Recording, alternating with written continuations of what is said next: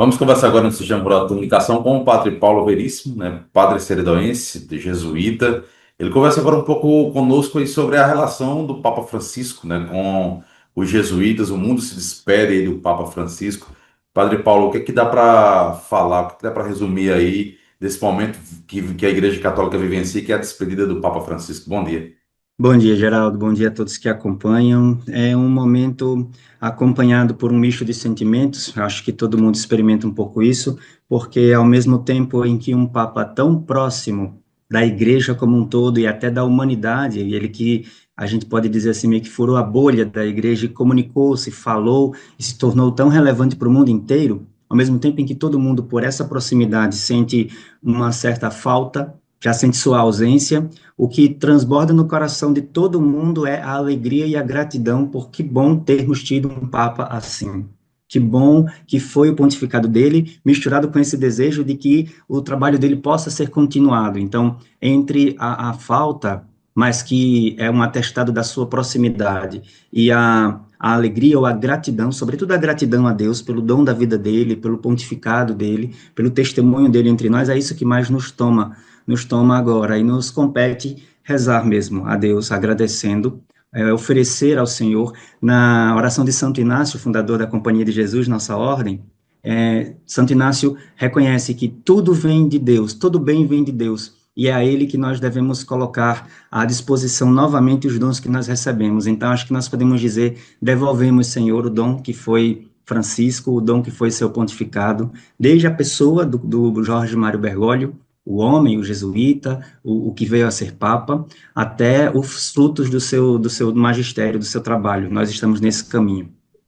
Para a Companhia de Jesus, para os jesuítas, é o mesmo sentimento que a população mundial está vivenciando, ou há algo a mais, algo especial para a companhia?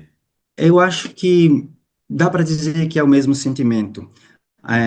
De algum modo se fundiram as pessoas do jesuíta Jorge Mário Bergoglio e do Papa Francisco. Quando um religioso, né, a gente conhece mais a experiência dos padres diocesanos, mas quando um religioso jesuíta, franciscano, salesiano, se torna bispo ou cardeal, ele acaba deixando o vínculo com aquela sua congregação específica, de algum modo, pelo menos o vínculo jurídico canônico, e passa a estar mais à disposição da Igreja Universal. Acho que a gente tem o exemplo de Dom Antônio, nosso bispo antecessor em Caicó, que era missionário do Sagrado Coração e que era provincial dos missionários do Sagrado Coração, mas quando vira bispo, ele está à disposição da sua diocese.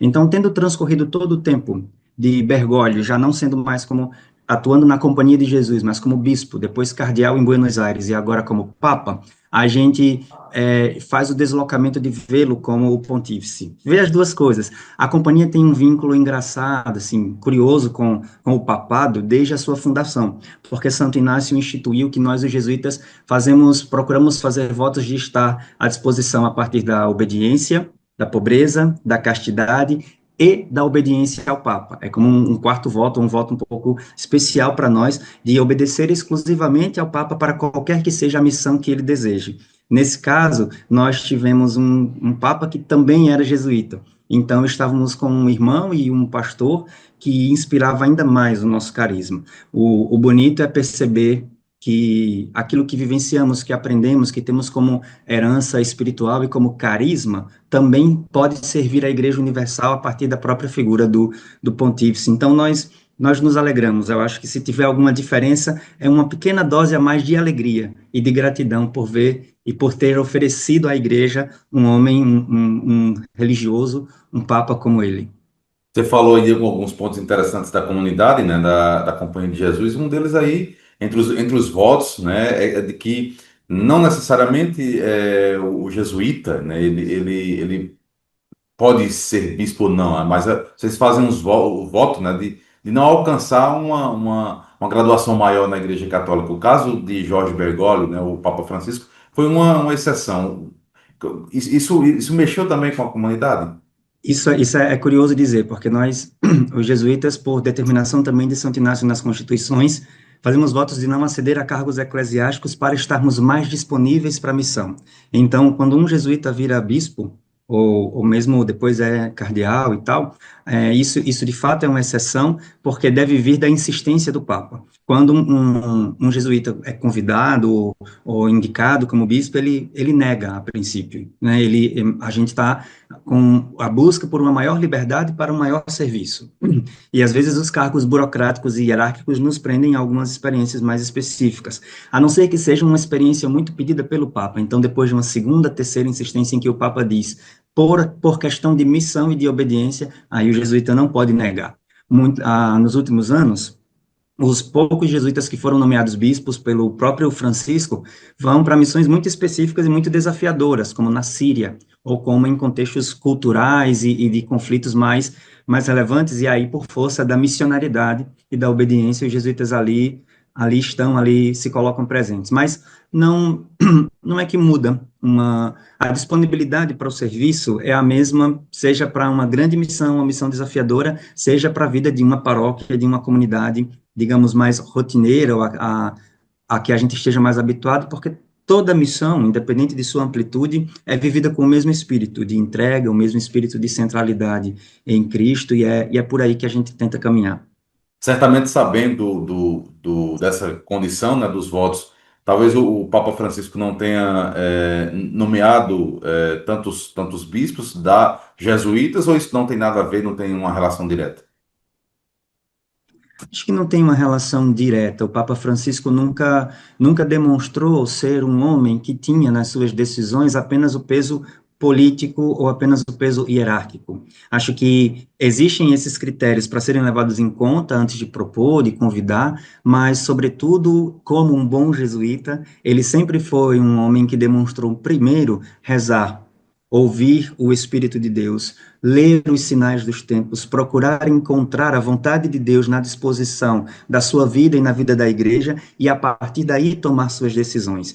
Então, eu diria que, em partes por isso, mas em grande parte, Francisco foi seguindo seu ministério, e essa relação com a companhia não teve digamos, um destaque, uma ênfase, um privilégio em nenhuma circunstância, seja na facilidade de nomear cargos hierárquicos ou coisa do tipo, ou qualquer outra que seja. Quando nós realizamos a Companhia de Jesus no mundo, é, decisões, assembleias, por exemplo, como a que muda o nosso superior geral, e também como as que elegem as preferências apostólicas, as nossas prioridades de missão no mundo, sempre submetemos as decisões ao Papa, para que ele referende. E o Papa participa desses encontros e dessas tomadas de decisões, meio que assembleias, que a gente chama de congregações gerais, e deixa uma mensagem para os jesuítas, e o que o Papa sempre pediu foi que a gente não perdesse a centralidade da vida em Cristo, nutrida e mantida pela oração. É isso que é fruto muito forte dos exercícios espirituais de Santo Inácio de Loyola. Nessas ocasiões de tomada de decisão e de assembleias, que a gente chama de congregações gerais, o Papa Francisco sempre nos exortou a mantermos a centralidade de Cristo na nossa missão, nutrida através da vida de oração. Aquilo que a gente encontra na experiência dos exercícios espirituais de Santo Inácio de Loyola, que é o que a gente diz que molda o coração do jesuíta. É a experiência dos exercícios espirituais. Na verdade, a experiência de Deus, mediada pelos exercícios espirituais, e a partir daí, o aprendizado de como se discerne, como se faz discernimento da vontade de Deus na vida, para a gente levar em frente a nossa missão, assumindo aquilo que, de fato, faz com que a vontade de Deus se realize. Então, o Papa Francisco sempre pediu de nós essa centralidade na vida de Deus, de Cristo, e na vida de oração. A partir daí, todo o resto que nasce, ele confia na nossa missão, na nossa caminhada, porque sabe que de uma boa escuta de Deus e de um bom discernimento vem frutos bons. Deixa eu aproveitar a oportunidade. Como é o dia, por exemplo, do padre jesuíta? Depende da missão em que ele está. A nossa ordem tem uma vivência muito vasta, uma amplitude muito grande de campos de missão. A gente pode estar na universidade, nos colégios, na Amazônia, na zona rural, numa vida de paróquia, em obras sociais, e a partir daí a rotina é cada uma mais diferente da outra. O que é clássico dizer é que a nossa vida, nossa rotina é uma rotina muito diferenciada, por exemplo, da de um monge. Santo Inácio, desde o início, sonhou a companhia como uma obra, uma ordem apostólica, uma ordem para a missão, para o trabalho do reino. Não que a vida monástica não tenha seu valor e não tenha seu, não seja também um trabalho pelo reino, mas, por exemplo, ele aboliu pediu licença da igreja e conseguiu de uma série de horários regrados ao longo do dia em que se tinha que parar o que estava fazendo para fazer algumas orações, e ele dizia: nós somos contemplativos na ação. Então, estamos na missão, estamos no trabalho, e o dia de um jesuíta, então, é assim, é um dia contemplativo na ação. Eu posso falar mais a partir do meu. Trabalho na universidade, na Pontifícia Universidade Católica aqui do Rio de Janeiro. Atualmente coordeno a pastoral universitária. Trabalhamos com uma equipe de 9 pessoas à disposição de toda a universidade, que envolve cerca de 15 mil pessoas, entre estudantes, professores e funcionários. E o nosso dia a dia é um dia a dia, de um lado, de CLT, de carga horária, de bater ponto, de ter o horário de trabalho, e de outro modo, de ter o coração na missão, sempre procurando criar, experimentar coisas e fazer com que as pessoas na comunidade universitária, que é o nosso caso específico, possam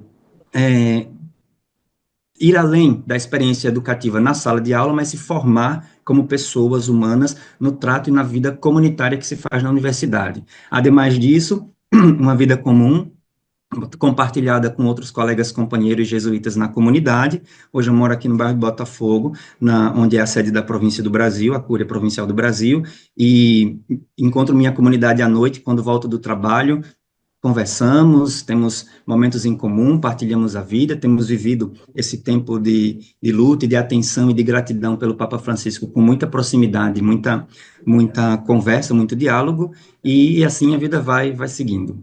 E sem esquecer do Seridó. Sem esquecer do seridó, claro, porque uma pessoa sem passado, sem histórias, sem raízes, não, é igual uma árvore sem raízes, não se sustenta. A gente não pode deixar de ter a referência, a força do que vem das nossas bases. Eu acho que sem a experiência, inclusive, muito forte, muito viva, de comunidade, de igreja, de fé, de devoção, em todos os aspectos que aprendi, experimentei, vivi no Seridó, não teria aberto os olhos para um horizonte tão vasto de missão e de comunhão com essa igreja que é grande. Eu acho que hoje vivo um pouco à disposição de uma experiência de igreja que é muito diversa, mas que se sustenta no amor à igreja e no amor à comunidade eclesial, que nasceram aí, que me acompanharam no começo da minha experiência religiosa e vocacional aí no Seridó. Isso nunca vai ficar de fora.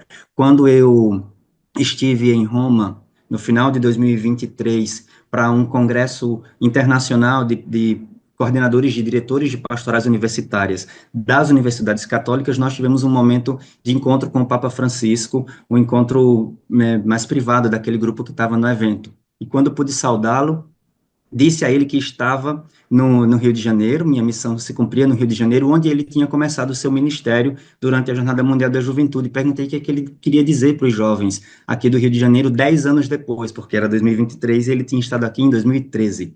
E ele disse: não deixe os jovens desanimarem, digam que tenham coragem e que vão sempre em frente, sempre a partir de onde estão. Eu acho que quando ele falou disso, a partir de onde estão, ele retomou algo que é próprio do nosso carisma, que é olhar a pessoa em seu contexto, em sua realidade, dentro do que é possível, para se entregar para o bem possível a partir dali. Quando você me pergunta sobre o Seridó, eu me lembro disso porque me lembra do meu contexto e do que é possível a partir do meu contexto. O Seridó não me limitou, e a experiência religiosa vivida aí, ao contrário, só me abriu amplitudes espirituais, missionárias e de gosto pelas pessoas, por celebrar, por fazer festa, por crer. Então, tudo isso me acompanha, claro, com certeza. Há critérios específicos para ser um padre jesuíta ou não? Primeiro, eu acho que a vocação. Acho que, como cada carisma, cada congregação, há critérios específicos. Os critérios básicos são os critérios para todo padre.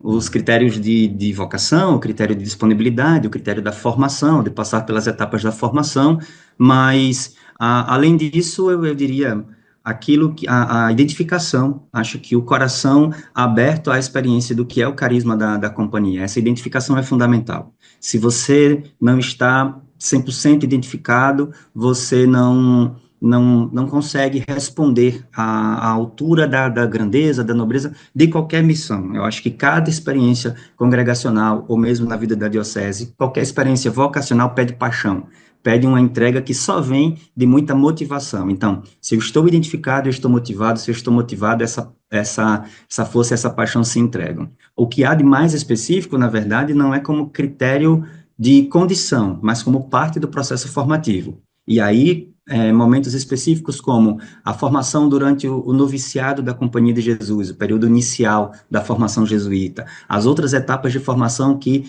de algum modo, se diferenciam ou são específicas da Companhia em relação à formação comum do clero das dioceses ou do clero de outras congregações. O que muda é mais o processo formativo. Nós temos acho que o mais longo, um dos processos formativos mais longos, um jesuíta para formar completamente leva de 10 a 12 anos de formação. Meu processo acabou sendo um pouco mais rápido, entre aspas, na companhia, mas porque já tinha vivido muita coisa na Diocese de Caicó e a formação básica da filosofia, da teologia eu já tinha vivido.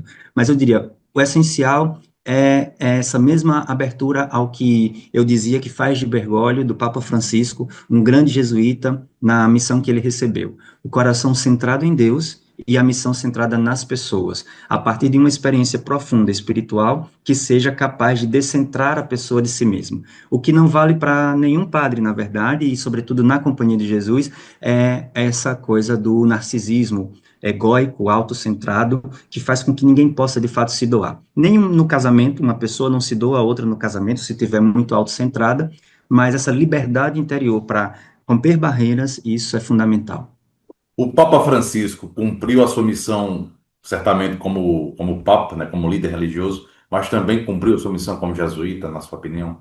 Que bom que você terminou com a pergunta sobre na sua opinião, porque se fosse para julgar e analisar de modo genérico, eu diria, nem sei se existe a pessoa que possa responder sobre isso. A fundo, Deus tem um olhar muito carinhoso sobre e pelos frutos, eu acho que a gente conhece a árvore. Jesus já dizia isso no Evangelho, né? Conhecereis a árvore pelos frutos. Olhando para os frutos do pontificado de Francisco, olhando para aquilo que veio a ser gesto dele, profético e ensinando a igreja inteira, e que a gente descobre que já se fazia presente na vida dele como cardeal em Buenos Aires, e antes mesmo disso, ainda como superior jesuíta, como um jesuíta, então você percebe que ele foi muito coerente com a sua caminhada o tempo todo, e o que nós vimos como gesto e como fruto também foi colhido nas etapas anteriores de sua vivência religiosa e de sua vivência missionária. Então, sim, sim, a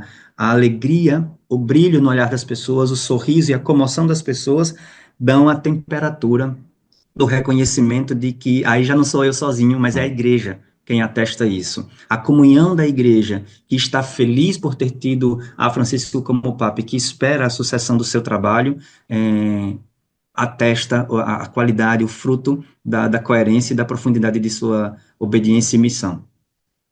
Padre Paulo Veríssimo, muito obrigado pela participação aqui no Sistema Rural de Comunicação, parabéns pelo trabalho aí no Rio de Janeiro, né? E mais alguma informação que queira acrescentar, fica à vontade. Que mensagem o senhor deixaria aí para a Diocese de Caicó, para o Seridó, né? Em virtude aí da morte do Papa Francisco. Muito obrigado.